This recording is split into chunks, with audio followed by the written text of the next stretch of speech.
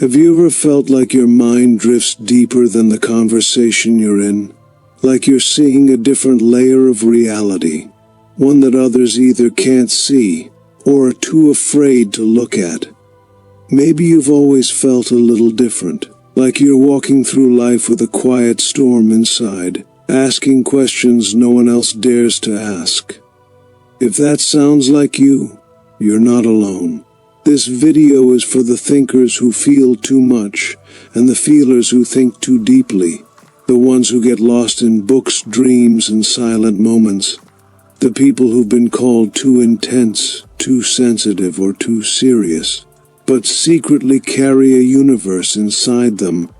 You're not broken, you might just be a deep thinker, and today, we're exploring your mind through the teachings of one of the most profound psychologists in human history, Carl Jung.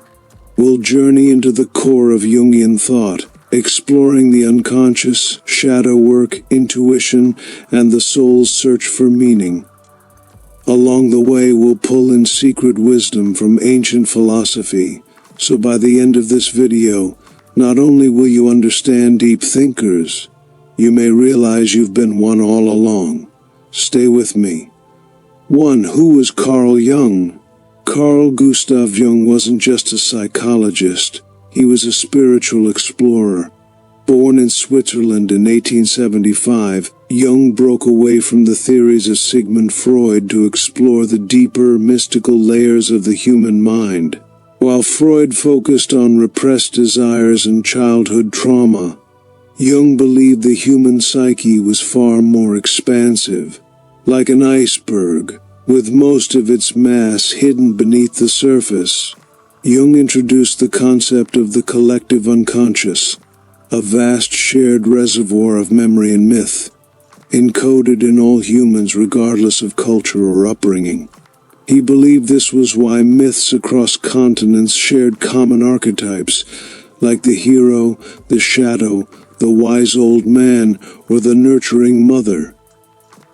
These weren't just stories, they were reflections of a deeper reality living inside us all. But Jung wasn't just interested in academic theory. He lived his work.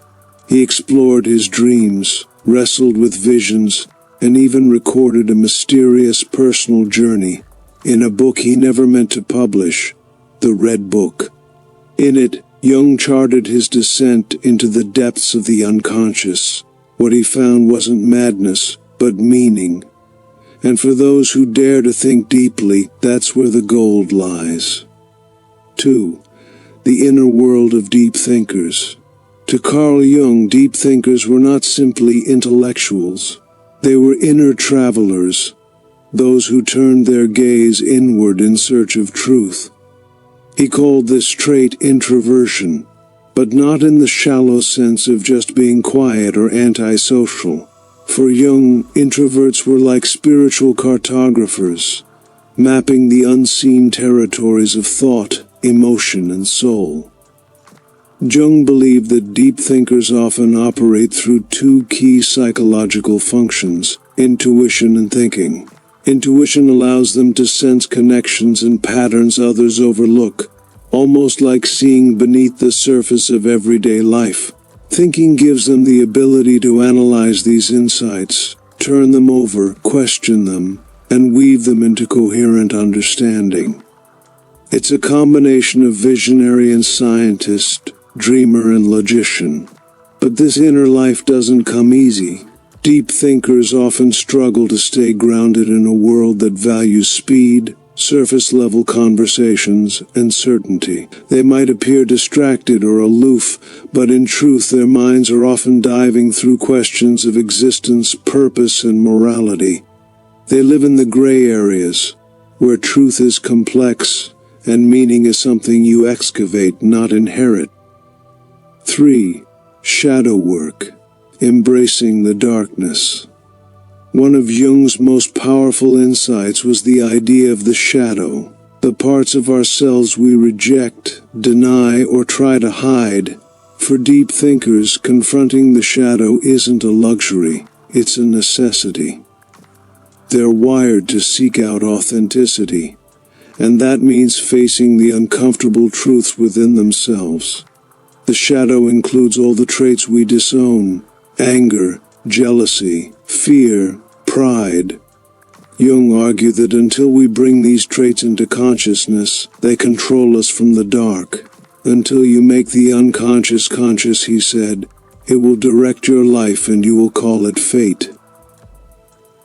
Deep thinkers often feel haunted or conflicted, not because they're broken, but because they're awake to their contradictions. Engaging in shadow work is like spiritual alchemy, turning darkness into wisdom. Deep thinkers who face their shadow often emerge more whole, compassionate, and clear-minded. They learn that to truly know oneself, one must be willing to meet their demons, and even invite them to tea. 4. Ancient wisdom and the philosophy of depth. What Jung discovered wasn't new, it was ancient. The great philosophers had walked this path long before him. Socrates said, "Know thyself," and called the unexamined life not worth living. Plato spoke of anamnesis, the idea that knowledge is remembrance, the soul recalling truths it already knows. Jung echoed these ideas, blending philosophy with psychology. To the deep thinker, life isn't just about survival, it's about meaning. They want to understand why things are the way they are, and how we are meant to live. This kind of inquiry is deeply philosophical. It asks not just what is true, but what is good and what is beautiful. These aren't questions with easy answers, but they are the questions that build a meaningful life. Jung respected the timeless nature of these questions. He saw mythology, religion, dreams, and art not as distractions, but as essential maps of the inner world. The deep thinker instinctively seeks out these sources, not to escape reality, but to understand it better.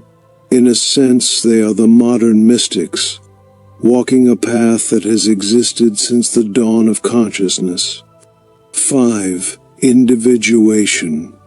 The journey to the true self. At the center of Jung's psychology was a journey he called individuation, the process of becoming whole.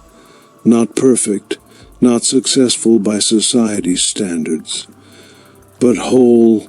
Individuation is about integrating every part of who you are, your ego, your shadow, your dreams, your instincts, and emerging as your most authentic self.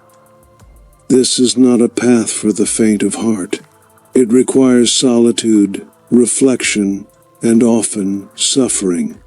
The deep thinker must often pass through what Jung called the night sea journey, a metaphor for psychological death and rebirth.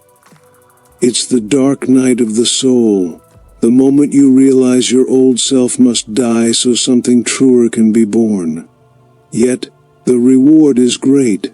On the other side of individuation is freedom, not just from the world's expectations, but from the tyranny of your own self-deception. Deep thinkers who walk this path don't just find themselves. They find a sense of connection to something larger. Call it God, the self, the cosmos, or the soul. It doesn't matter. What matters is that they come home to who they really are. 6. Final reflections. Deep thinkers often find themselves walking a lonely path. In a world that prizes clarity, speed, and superficial certainty, they linger in the gray areas, the spaces in between. They're not satisfied with surface-level explanations or convenient truths. They question the meaning of success, the nature of reality, and even the structure of the self. This kind of introspection can be isolating, but it is also profoundly human. Carl Jung believed that those who wrestle with deep questions are not lost. They are in the process of becoming. Jung knew that real growth doesn't come from external achievements. It comes from facing your inner world with honesty. He saw the deep thinker not as a passive observer, but as a kind of inner warrior, someone who must navigate confusion, doubt, and existential fear to uncover clarity, truth, and peace. And this isn't a one-time event. It's a continuous spiral inward and upward, a sacred dance between who you were, who you are, and who you are becoming. This is the essence of what Jung called the individuation process.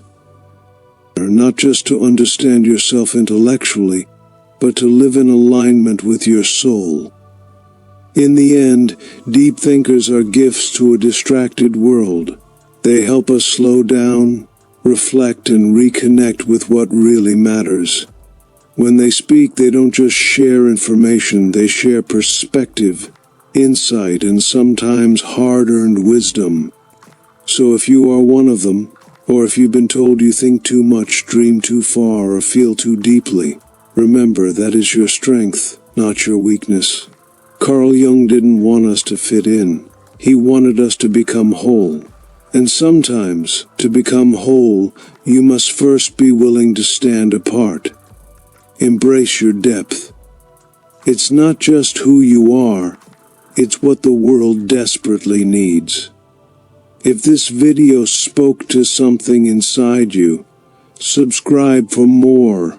We explore psychology, philosophy, and the secret dimensions of the mind, one meaningful topic at a time. Share this with someone who thinks deeply, or someone who's just beginning to wake up. Until next time, stay curious, stay conscious, and never stop becoming